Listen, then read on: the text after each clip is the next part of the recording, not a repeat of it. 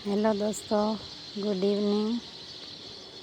આ છે મારી પ્યોર ઓર્ગેનિક કિચન ગાર્ડન, જેમાં રીંગણી, ટમેટી, સરસ મજાના ટમેટામાંથી ખાધા છે અમે.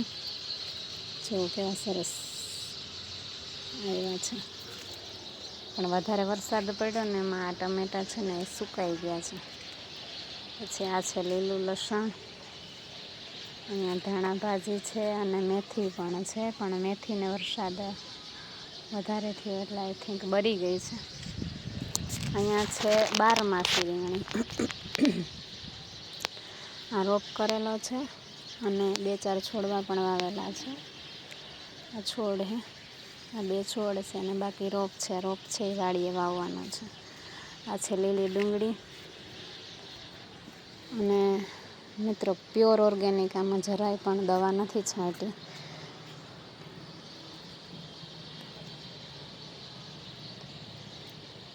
નેચરલી જ ઉગાડેલા છે, ખાતર પણ નથી, ફક્ત માટી જ નાખેલી છે અને છાણિયું ખાતર નાખેલું છે. પછી અહીંયા એક સરસ મજાનું ગુલાબ લાગી ગયું છે, જો એનું પાન છે. અને આ સરસ મજાની ધાણા ભાજી છે, એમાંથી અહીંથી મેં હમણાં ઉપાડી લીધી. પછી આ છે બટેકા,